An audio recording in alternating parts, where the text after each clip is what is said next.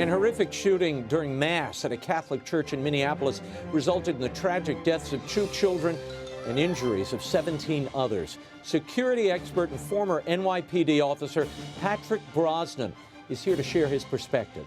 The Papal Posse, Father Gerald Murray and Robert Royal, join me with analysis and their reaction to the Minneapolis shooting and some interesting new appointments in a major dicastery in Rome. And how is the Chinese Communist government exerting its influence in the U.S. homeland? Foreign policy expert Gordon Chang is here with an update. And how have the faithful in the Diocese of Charlotte been affected by the bishop's crackdown on the traditional Latin Mass? A spokesman for the new YouTube documentary about the situation, Bread Not Stones, is here to weigh in. The World Over begins right now.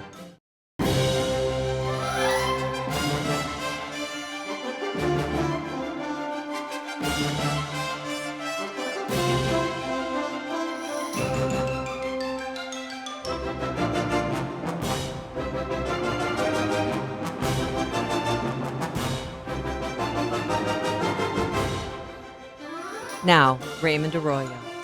A warm welcome to all of you joining us in the United States and the world over. An important show for you this week. If you'd like to comment, send me an X post. I'm at Raymond Arroyo, also at Arroyo Grande Show on YouTube. Lots to check out there. On Wednesday, a shooter opened fire through the windows of a Minneapolis Catholic church during morning mass. 2 children, ages 8 and 10, were killed. 17 others, 14 children and 3 elderly parishioners were wounded in what the Minneapolis chief of police called an absolutely incomprehensible act of violence.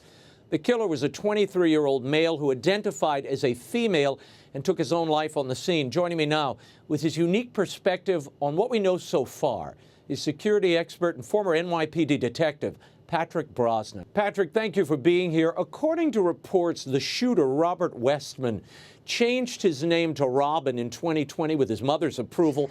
This incident certainly echoes the 2023 Nashville shooting at that Christian school that killed 7. Again, the shooter was transgender, and the target was a Christian institution. Your thoughts, Patrick, on the parallels, and obviously mental illness is involved here, but is this another case of indulging mental illness? I mean, even he wrote he didn't feel like a woman and knew he wasn't one.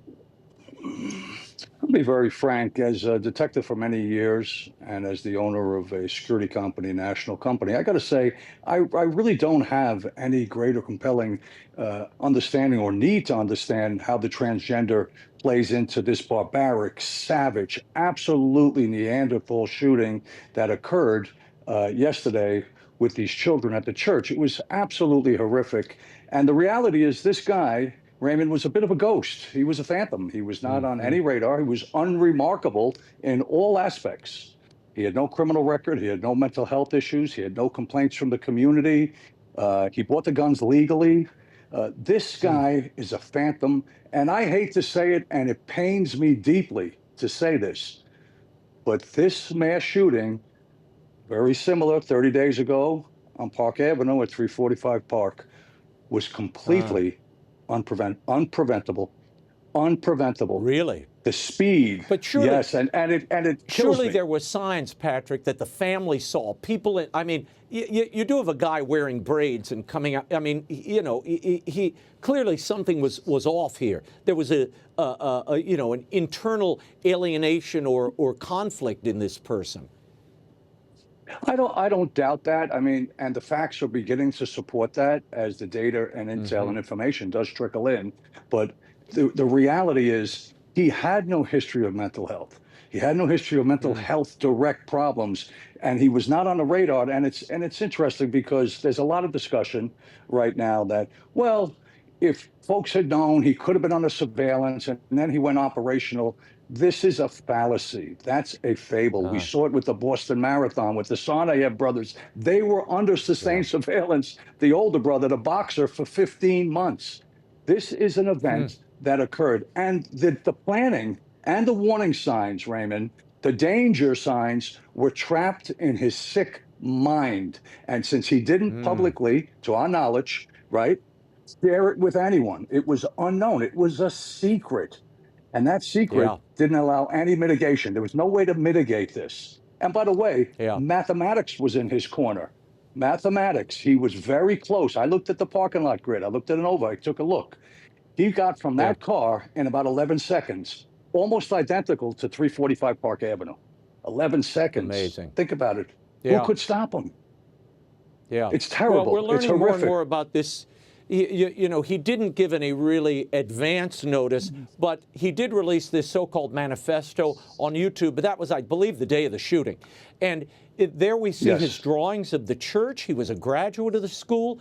Photos of his equipment with messages like, "Where is your God?" "Kill Donald Trump," numerous supposed grievances. Patrick, the question is, what do you make of the nature of those messages in hindsight? And talk about the planning that obviously went into this attack. He knew these grounds. So the message is in hindsight, Raymond. Yes, they're informing because investigators are always going to want to establish motive. They want to understand how to prepare and mitigate and diminish the probability of a reoccurrence, right? Through pragmatic overview. So you're going to want to know that.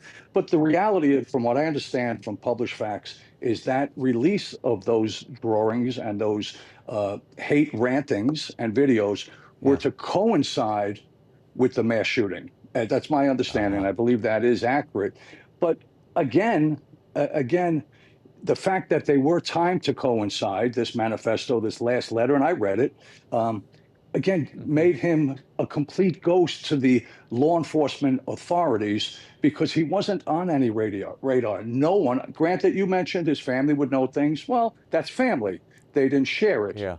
This guy was able to get out of his car, Raymond, struck with the 3 weapons, about 11 or 12 seconds to those stained glass windows, and unleash holy hell on little boys and girls who were reading. It shatters your heart, who were praying in this church.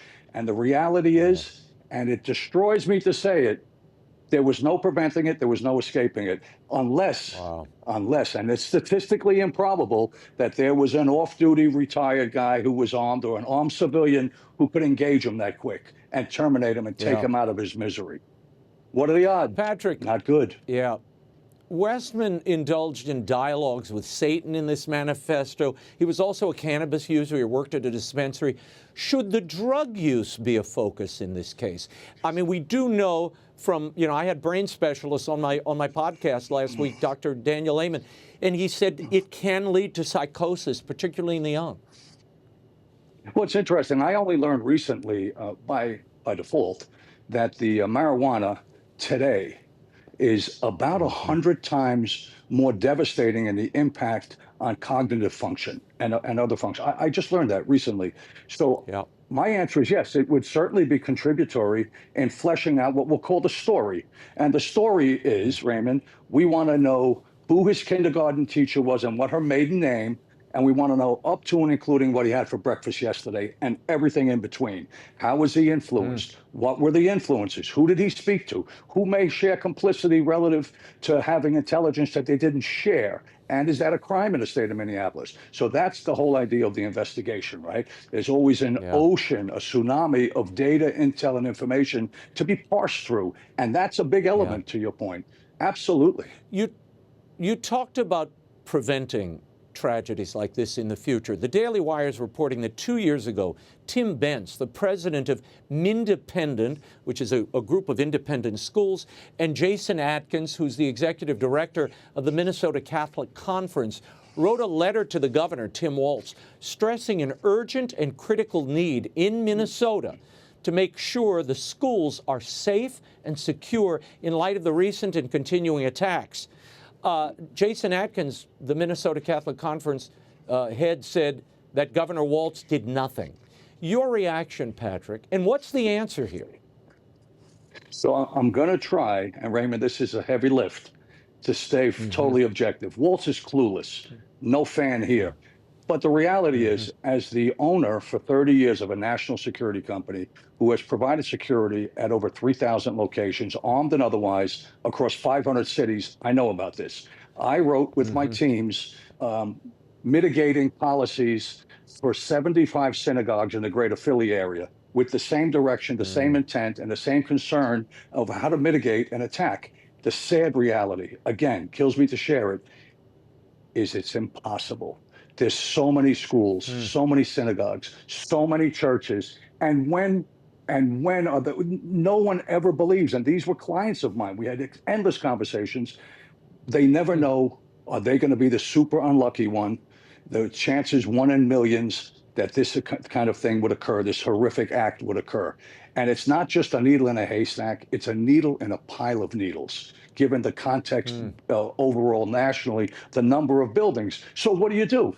Well, in a perfect situation, it could never happen, both economically and pragmatically in terms of human beings available to perform that function, would be to have armed personnel, right? Yeah, put a guy with That's a gun, what I was going to ask seize the you. guy with the gun. Is that what we need? Do we need armed guards at every church? I mean, should we have retired? There's certainly a lot of Catholic, ex-cops, ex-military. Certainly, you could have a volunteer squad that would stand at every church. But is that where we're headed? Is that what's needed now? We could be headed that way, and we have had discussions. We have had a lot of client meetings regarding that, because we have had at Brosnan, at the security company, we have deployed armed personnel, sometimes 2, sometimes 4, during services from synagogues to churches and other houses of worship.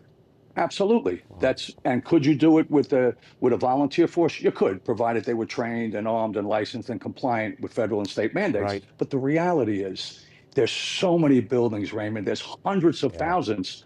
I mean, there's only 600,000 law enforcement personnel who would even be available to. I did the math one time with Hannity, because we were trying to look at options with what we call safe rooms, but they actually are interlocking series of doors if someone were to come in and you lock them in. It's called a man trap, right?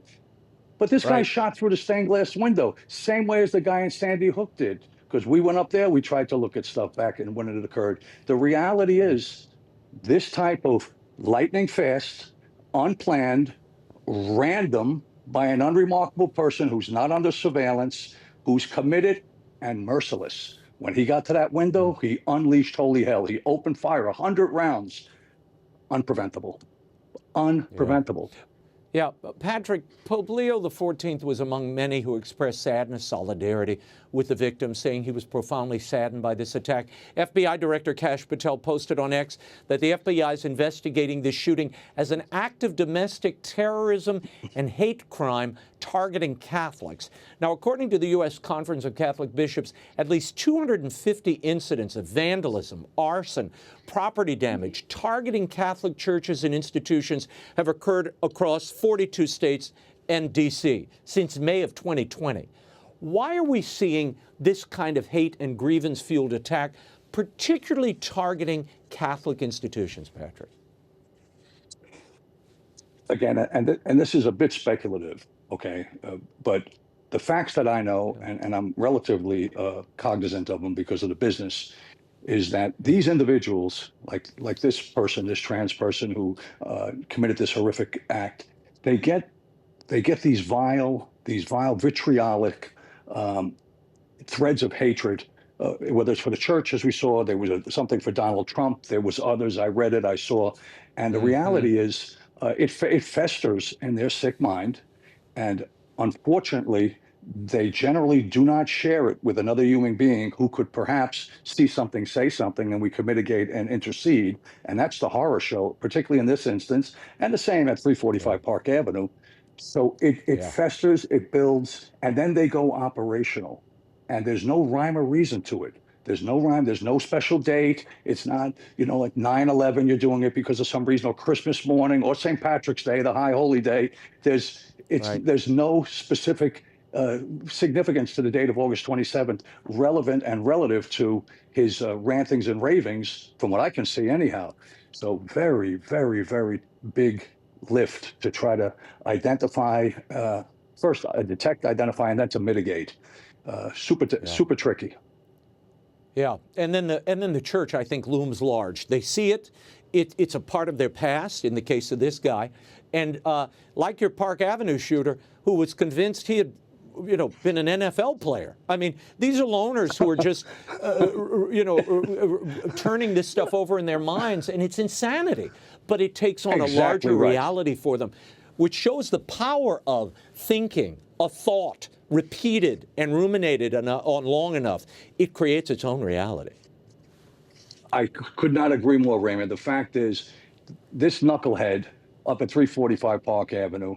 And I went down to the crime scene the next morning, and I walked it, and I taped it with a tape measure, and it was 11 seconds at 28 feet. And I did it deliberately to see how long it took from his parked vehicle, the BMW, to get to the doors, because we had provided protection at that building a few years back. So I agree. These seeds, they germinate in the heads of these twisted individuals. And that's where the warning signs and the danger signs are trapped. They don't share it. It's all contained within their head, and it becomes gigantic. By the end, it goes from a sapling, in my view, to a redwood.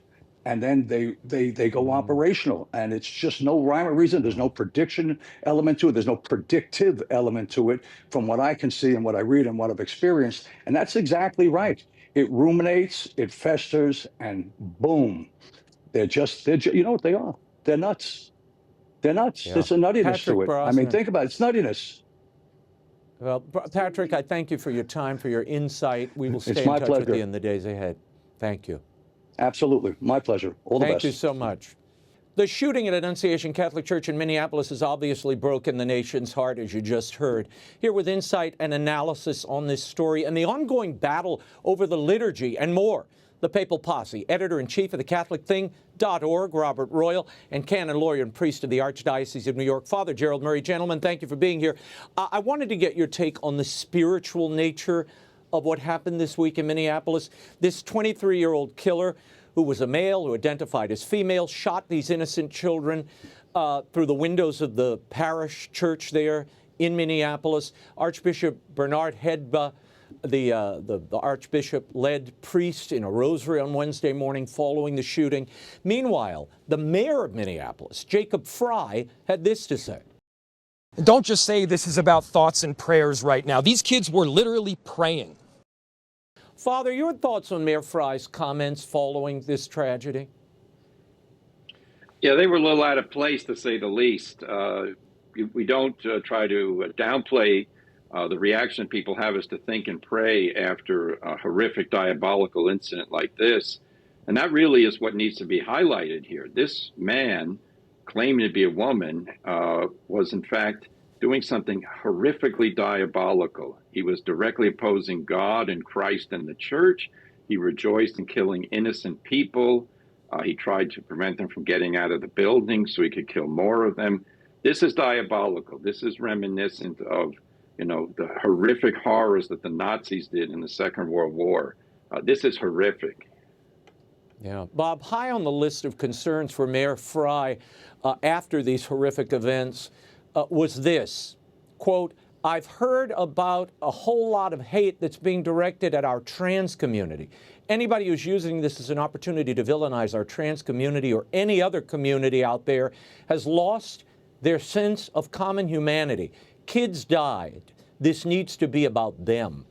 Bob, no one wants certainly an atmosphere of hate in the wake of tragedy, but your reaction to these comments, it seemed to be an attempt to stifle discussion of the shooter's background and what might have been going on in his mind. Yeah, he's a deeply, deeply troubled man. He changes to being a woman, and then, as we're reading in the news these days, he actually said recently he's tired of being trans. And he was working before this happened for several months in some marijuana dispensary. So if you read the actual things he wrote, which sometimes are, by the way, are written in Russian characters, it's a hodgepodge of all sorts of stuff. He's a very confused, and I think Father is rightly to say there's a kind of a diabolical element in this. But look, it starts with the question of, is it true or is it not true that people who think they are trans are disturbed? We've had 4 major school shootings in recent years, 2 by trans people, when trans is an infinitesimal part of our population. So look, we don't want to demonize anyone, but we do need to be realistic and truthful about the fact that a person who thinks that by simply declaring themselves to be a different gender are that gender. This is magical thinking. That kind of person is deeply disturbed, and it's not surprising that a relatively high number of people who are carrying out these things are trans. So look, he's trying to divert the problem away from looking at that truth and put it into a political lens, when in fact that is inescapably part of what this story is about. Yeah. Given the troubled nature, Father, of this shooter, shouldn't the role of mental illness be a focus here? And certainly whatever medications he was on, in addition to the marijuana that Bob mentioned. I mean, he worked at this dispensary. Yeah, Bob has hit on the target, and thank you for bringing up mental health. People who think they're a different sex than the one they are suffering a mental health problem. They are sadly misled in thinking that God made them the wrong sex. They say, I'm a man in a woman's body. This is ridiculous. We call this a disorientation or an alienation from yourself. And really the word alienation should come here into the whole discussion. People alienated from what they are then become alienated from other people and from the world around them, from the law of God. If you read what this man wrote, he's mocking God. He had target pictures set up with Jesus Christ in the head. This man was completely disconnected, morally speaking, from the commandment that we have to love our neighbor. He's an evil, evil man doing evil things. And we shouldn't go around tiptoeing saying, well, since he was trans, he was a victim, and therefore he's somewhat justified in lashing out at society. This is nonsense. People who peddle that are doing a disservice. Mental health help should have been given to this man so he can get out of it. But instead, sad to say, his mother went to a court to have his name legally changed. Yeah. That is magical thinking. Yeah, well, I mean, the New York Times today, I'm going to read the headline. Minneapolis suspect knew her target, Bob, but motive is a mystery. I mean, they're confirming the mental illness in some ways, the disassociation, the alienation that Father mentioned a moment ago. And doesn't this call to mind that Nashville shooter who killed those 7 innocent children who was also transitioning? Yeah, I was about to say that exactly myself. I mean, this isn't simply a mass shooting. This is a mass shooting of children in a church. So if you want to just look at the truth of this situation, okay, we can say that he may have been mentally disturbed. He was under the influence of drugs. There may have been some demonic influence here. But the mere fact that this is in a church, children, this is taking the most innocent group in our society and deliberately targeting them. If you read his so-called manifestos, he's obsessed with mass murders. But to specifically choose, and we have those pictures, those hand-drawn pictures that he has of the church, he clearly laid out at that particular church. So we've got a religious element that he introduced, we didn't introduce it, and he's going after these young children because he apparently knew that school very well. So those two things added up. On top of the mental difficulties, we're in the presence of a specific type of evil. This isn't just a mass shooting. It's a mass shooting in a religious and young children's situation. Yeah. Father, I want to dwell on this for a moment. In that manifesto, and there was a video manifesto that this Robert released, and he showed many disturbing things, including anti-Christian, anti-Semitic messaging. He had written messages on the cart, the gun magazines. Where is your God? All kinds of dialogues with Satan in his diaries, which are very disturbing. It does focus one on the reality of evil. And speak to that, because this is a baptized Catholic we're talking about, this guy. He went to that school. He's a graduate of the school. His mother was a secretary there. What does that tell us about the nature of evil? And speak to me about at times he seems to be warring with himself in this diary. I don't want to do this, but you have to do it. I don't want to go down this road, but kill, kill, kill. No, he's play acting. He's trying to make an interesting script for the people are going to read it after he kills himself. The man's a coward. He kills children. He kills himself. He is doing some evil act and is taking it out, criticizing God, authorities, going after Jewish people in his writing. This man is a complete degenerate, morally speaking. And I want to ask, where were his parents and neighbors on this whole thing? I saw one account, neighbors who lived in the same apartment complex didn't see any mental health issues. And they were mental health professionals they identified in the story. So, the fact that he is demonically influenced, set out to commit evil, this is the problem we have in our culture, where we relativize truth and morality and say people choose what's right for them, your truth, your morality. No, evil is determined by God, the natural law. People who violate it have to be taught, don't do that. And so for him to have all of this focus on murderers in the past, people like Adam Lanza up in Connecticut killed all those children. This man is very, very evil, trying to imitate evil people. Yeah, and I mean, you're right. Where were the parents? I mean, he legally acquired all of this, this arsenal that he brought with him to enact this slaying on these innocent people, shooting through the stained glass of that church. Look, there'll be much more to unpack in this story in the days ahead, and we'll stay on it. But I want to move on to some other stories. Parishioners in the Archdiocese of Detroit gathered outside the Cathedral of the Most Blessed Sacrament recently to protest prayerfully Archbishop Edward Weisenberger's suppression of the traditional Latin Mass. In the wake of the Diocese of Charlotte's crackdown, Bob, earlier this year, to that backlash that arose when the bishop there, wanted to shut it down in July, he granted an extension. Could you see something similar happening in Detroit? Well, look, I don't think that we're going to get a resolution on this until the Pope himself speaks. We've talked about this before, that we're put in this difficult situation that Traditionis Custodes has essentially tried to eliminate the traditional Latin Mass by restricting it to such a degree that it almost has to naturally expire, given that it's so restricted.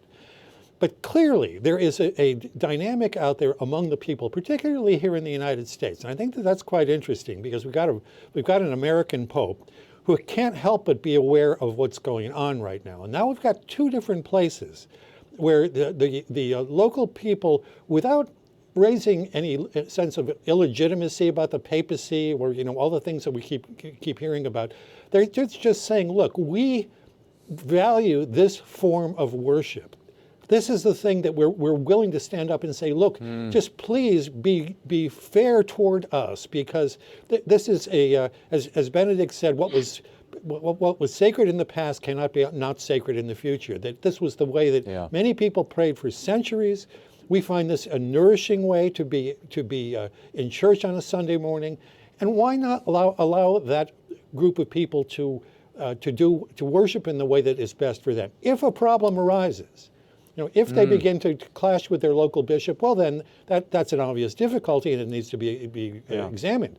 But I think just in general terms, there will be no resolution of this until our Pope himself decides to do something about it. Yeah. Another story, Father, I want your reaction to this. The Archdiocese itself is putting on what they're calling a jazz mass on Sunday, August 31st. According to the Detroit Diocesan website, come be inspired by gospel and jazz music, which draws upon the people's hearts and spirits. The musical setting for the Holy Mass will honor the culture and history of jazz in Detroit. The event is an example of our Catholic faith bringing richness to all areas of our lives. Now, Father, the Archdiocese will honor the culture and history of jazz in Detroit. But what about the culture and history of the Church itself as exemplified in the traditional Latin Mass liturgy? You raise a great point, Raymond. By the way, when all those churches were built in Detroit, the Latin Mass was being celebrated, the vast majority of them. So the cultural heritage is you build a building for a specific form of worship, and then you ban that form of worship, but you say, now we're going to introduce something different. Jazz masses really don't have a place in the church, because the focus then becomes on the music, not on what's happening. Jazz is not a traditional form for active worship. In fact, you're from New Orleans. Jazz is all about improvisation, and it's all about kind of free form. And I love jazz. Jazz piano is one of my favorite things to listen to, but not at Mass. Mass is about form, bringing people in contact with the invisible, and it's directed, though, by the scriptures and the prayers. So it's not about the musician's genius. It's about how do you bring forward the message in the Mass. Yeah, and jazz is about rhythm and syncopation and, getting everybody moving in that same vibe. That's not what the Mass is about. Mass is about focus on God and the transcendent. And you're right, the improvisatory nature, it's actually conflicting with the nature of the Mass itself and what it should be. But it's always amazing to me. We make room, we create new categories of history and culture over here, and yet we ignore the actual history and culture of the Mass itself. Okay, I got to move on to this. Pope Leo has made significant adjustments to the makeup of the dicastery for clergy this week. He just appointed a number of new members of this dicastery. Now, they oversee priests and clergy worldwide, including Cardinals Tagle, Roche, Grech, who's head of the synodal office, and others. There's also a number of consultors to the dicastery, including 2 women religious. Bob, then Father, your thoughts on these new cardinal appointments as well as the women religious consultors to this dicastery that deals primarily with priests and deacons and diocesan clergy. Yeah, I have to say I was disappointed when I saw that list because to me, other than the appointment of the 2 women, which obviously is a further step in this direction of trying to be inclusive, which I think of as a political category rather than a spiritual and an ecclesial category, it's the same old figures. You know, Tagle, Grech, all these people. I guess Bishop Varden from Scandinavia was appointed. He's a very powerful and prayerful type of person. So that was an interesting appointment. But it just seems to me that this doesn't really send out a message of any kind of new energies being brought to that particular dicastery. And we certainly need a lot of renewal. And I think a way of finding some kind of activity of the Spirit in all these offices in the Vatican, which I think have rather been languishing or been off on tangents from the primary mission of the Church, which I think Leo has identified quite rightly is to put Jesus in front of everyone, to energize them in their spiritual lives, and recognize that all the other things that we think that we're concerned with are important, but they're secondary to that one spiritual goal. Father, your reaction, quickly. Yes, I was happy because Bishop James Checchio of Metuchen, New Jersey, was listed on as a member, and he was the former rector of the North American College, so he's a very serious and good man. I was disappointed because I was looking at among the consultors, there are quite a few of them from the Gregorian University, which is run by the Jesuits, and that's fine, but I didn't see names from the Angelicum or the Santa Croce run by Opus Dei, so I'm thinking that the span of experts is favoring one university and leaving out others. I don't like that. Yeah, no, again, I think everybody expected some big sea change. Maybe this is the Pope of continuity rather than the Pope of, and I mean that continuity with Pope Francis's reign rather than his predecessors. But we'll see. Look, I think with Pope Leo, what we're seeing is sort of a mixed bag. On the one hand, he is certainly more traditional in the way he appears, in his public pronouncements. We're hearing a return to the gospel. On the other hand, the personnel that's being chosen seem to favor the same characters we saw under the reign of Pope Francis. We'll see where this shakes out and who ends up leading these dicasteries, which will tell the tale. That will really tell the tale. Pope Leo's also wading into the Middle East, calling for Israel to stop what he calls the collective punishment and forced displacement of Palestinians from Gaza. Bob, Pope Leo is pleading for an immediate ceasefire, a permanent one in the region. Now, this occurs in the backdrop of Netanyahu and Israel launching a new military offensive into Gaza. Is that a tall order right now, a ceasefire? Well, look, it's good to call for peace. It's always good for people to try to seek a way out of a conflictive situation like this in which lots and lots of people are dying. I've said before, I'm basically a supporter of Israel. I think that Israel underwent a horrific attack on October 7 a few years ago. People have kind of done the math on this, and if we had a proportionate attack here in the United States, it would be like 50 or 60,000 Americans being killed or kidnapped on a single day. So it was a tremendous blow to Israel. But at a certain point, the attack on Hamas, I think, begins to become counterproductive, and we're probably at that point. I understand why Israel wants to eliminate Hamas. Is that what's happening right now at this point? And so maybe it's a good thing for Leo to put a little bit of pressure on them. I'm glad that he also mentioned that the hostages ought to be released, because I don't think it's even remotely possible to think about a ceasefire until that dimension of the problem is resolved. Yeah, no, it's a quagmire, and look, but you also can't root out Hamas at the expense of every civilian, and distinguishing between civilians and those who are partial to Hamas, that's a hard thing to do. So look, I understand all sides here feel aggrieved, and you do have these fledgling Orthodox and Catholic communities there caught in the crossfire in Gaza, and our prayers are certainly with them in this moment. Before I go, Father, Pope Leo is also speaking out to Catholic politicians this week. He addressed a group of French political figures. Leo called on them to strengthen their knowledge of Catholic doctrine, to defend natural law, and oppose what he called party directives. Pope Leo offered the following advice. The first and the only advice that I shall give you is this: unite yourselves ever more closely to Jesus. Live from him and bear witness to him. Father, is natural law over ideology possible in today's politics? Well, we can always appeal to what, people say we have to have social justice, for instance, and that becomes a unifying theme in political life. But what is social justice? It's the application of natural law and the role of human conscience to recognize that there's a difference between good and evil, and that we have an obligation to do good and to avoid evil. So yes, I was very happy with that message. The Pope is right on target. Right now we face in the moral realm euthanasia, surrogate motherhood, the creation of gender, this gender ideology, all of these things, which at essence are an attack on man and the natural order. How are we going to combat that? Well, we have to make this broad appeal based on natural law and say citizens of each country have an obligation to conform their laws to what will truly benefit all the citizens, and not simply the interest groups who are promoting these deviant ideologies, as you mentioned, the ideologies which reduce man to simply a bunch of desires that he can satisfy as he sees fit. Well, we will leave it there, gents. I thank you for the time. And for more commentary from Robert Royal and Father Gerald Murray and myself, you can visit the Arroyo Grande channel.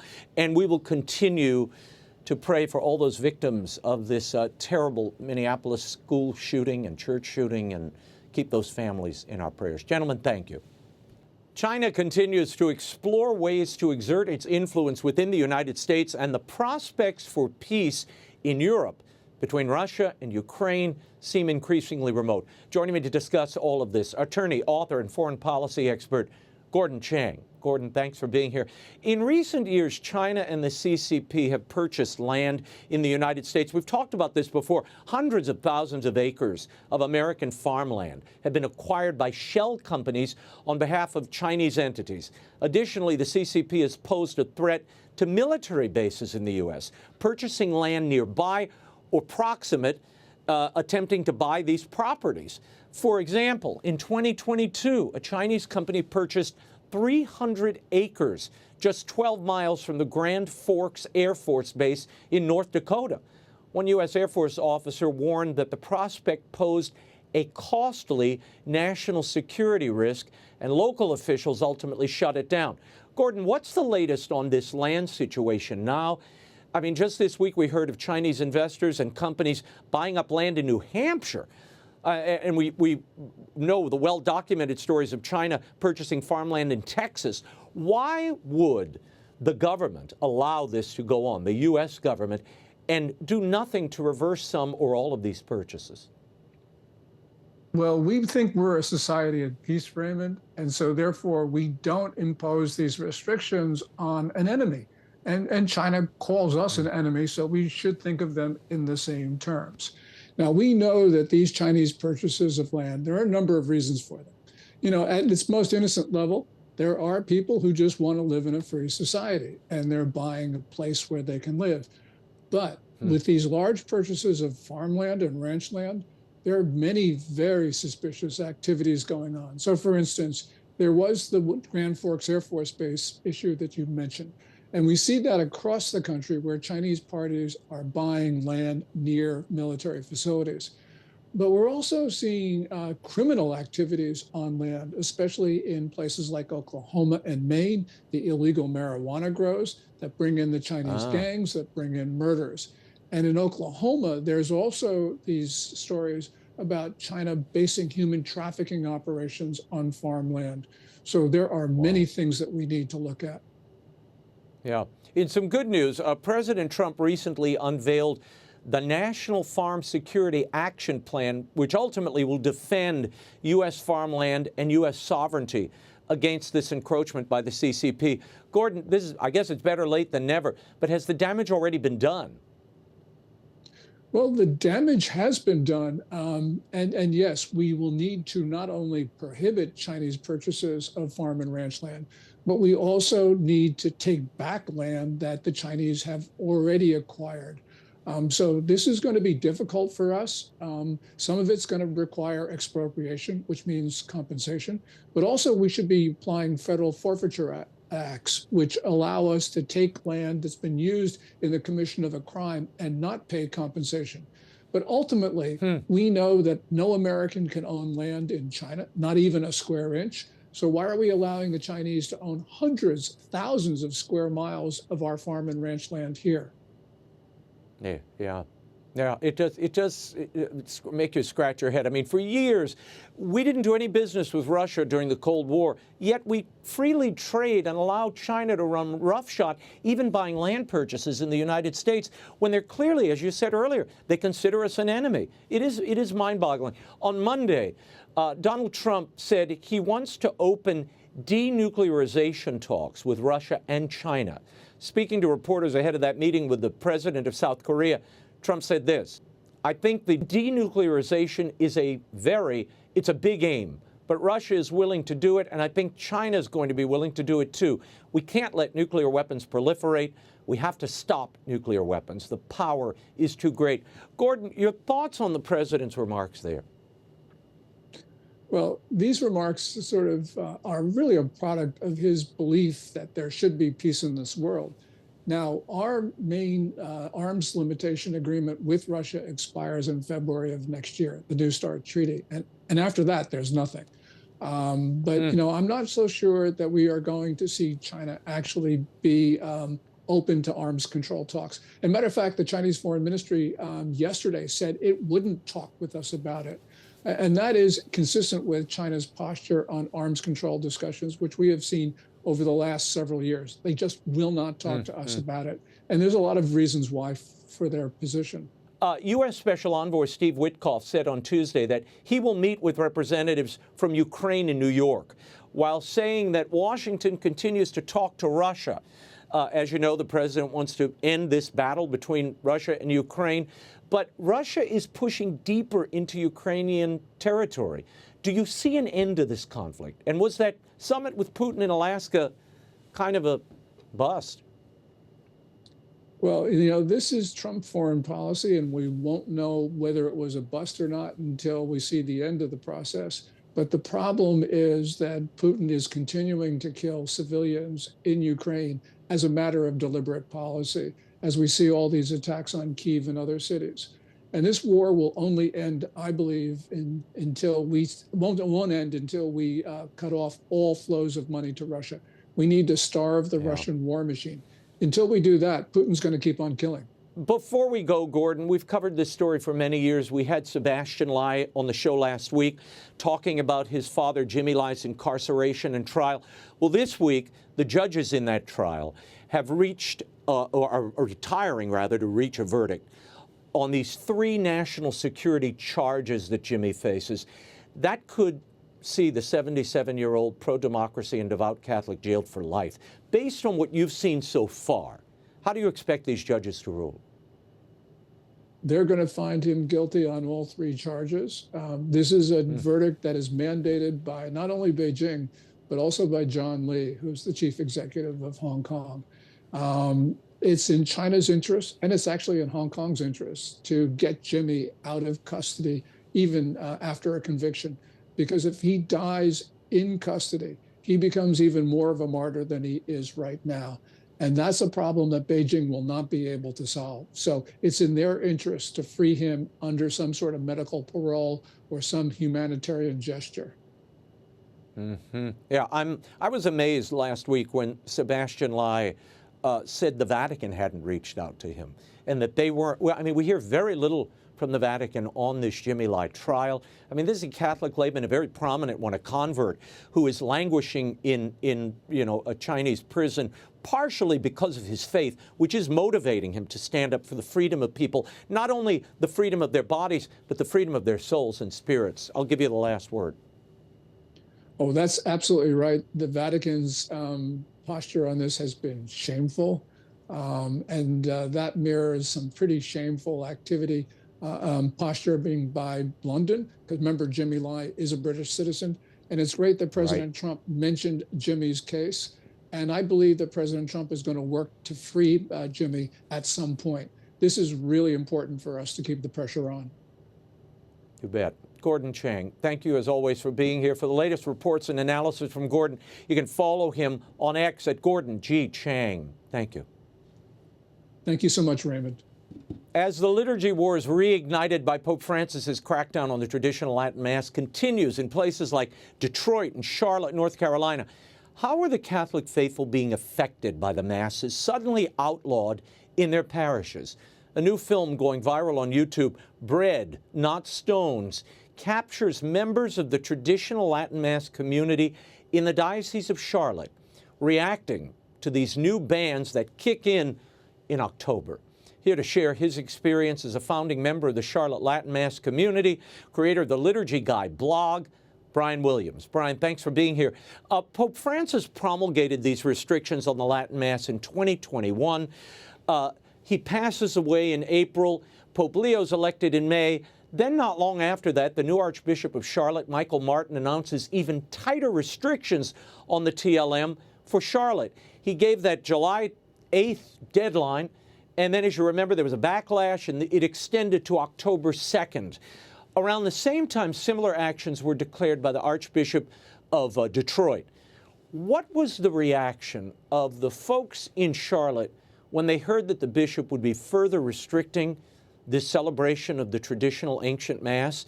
And was there prior division in the diocese regarding the traditional Latin Mass? So, no, the restrictions have been announced under the prior bishop because Rome was demanding something to be shown that Traditionis Custodes was being implemented here. I think it was a bit of a punt down the road, and then to see what would happen in October of this year. And because the prior bishop, Bishop Peter Jugas, was very friendly to tradition and had always supported the traditional liturgy.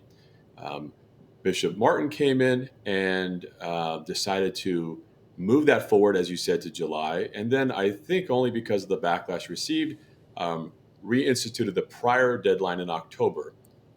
Which first moving it up was disturbed the faithful very much. And then, of course, as time moved along, showing that we did not have any type of division or disunity within the community. And I'm not going to say that everything has always been perfect. We've had this Mass every Sunday since 2012. We've had the Latin Mass being offered in parishes since 2007, really with the beginning with Summorum Pontificum. But really the unity was there. And what's interesting was people not only going back and forth between the two Masses, but even those who settled into the traditional Mass only or the Novus Ordo only knew each other. Co-ops for homeschooling communities, different activities. Some of the boys served both the Masses. So it kind of was the model that I think that Benedict wanted to see. It's what we achieved. It's what the pastors themselves and the faithful told Bishop Martin, since he was new to the diocese. Now, mind you, not in person because he's never come to visit our community. So we've never met with him. But we've told him that through petitions and online and through our pastors. And none of that has seemed to persuade him to ask for any kind of further dispensation. Yeah, I want to talk for a moment about this film in which you're featured and you're acting as a spokesman, Bread, Not Stones. Brian, how did this project come about? And what is its purpose? Sean O'Halloran, who's the director, and his colleagues started production in June. The film is now posted on Regina Magazine's website and their YouTube channel. Give me a sense of where this came from. So Regina Magazine wanted to really chronicle what was happening, because we've seen these great videos online. Mass of the Ages comes to mind, that really kind of give you the macro of the story. But what happens when a particular diocese first discovers the traditional Mass, and then what happens when they're faced with losing it? And that's what Regina wanted to capture. And reaching out to Sean O'Halloran, his wife Tracy, who conducted the interviews. These are people who used to attend Mass here, actually drove from South Carolina just to come to St. Anne's in Charlotte for the Latin Mass until they got their own down there. So they know the community well, but it happens that they're phenomenal filmmakers too. So Regina was able to match up with the O'Hallorans, and this vision came to fruition then. And I think it's a fantastic film. Yeah. I want to give people a taste of what they'll be seeing. This is a bit of Bread, Not Stones, where Charlotte Catholics react to the new restrictions on the Latin Mass. As Brian mentioned, the first part of the film is really about people who are just discovering it for the first time, what they receive there that's different from their previous experience, and then the restrictions kick in. Watch this.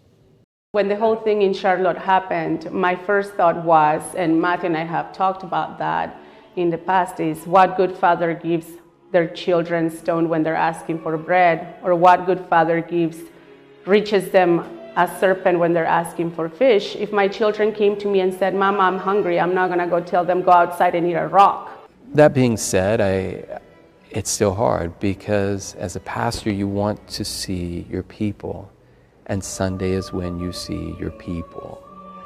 And there will be a hole here in our community. To bounce back and forth just for us in the way that our family is structured would have been really, really difficult. We kind of had to decide where we were gonna be. There's a little bit of liturgical schizophrenia when you're trying to do both. If the Mass goes away, it will be really, really sad. For our family, and we know for other people as well. It will be very, very disruptive. The thing that is the hardest for me is a big part of my faith life is it's a journey, right? And we're not supposed to be doing this journey on our own. We should be doing it within our parish. And now we're going to be living this double life where we worship with a group of people and then we come back to our parish for other needs. So it's going to be a little schizophrenic.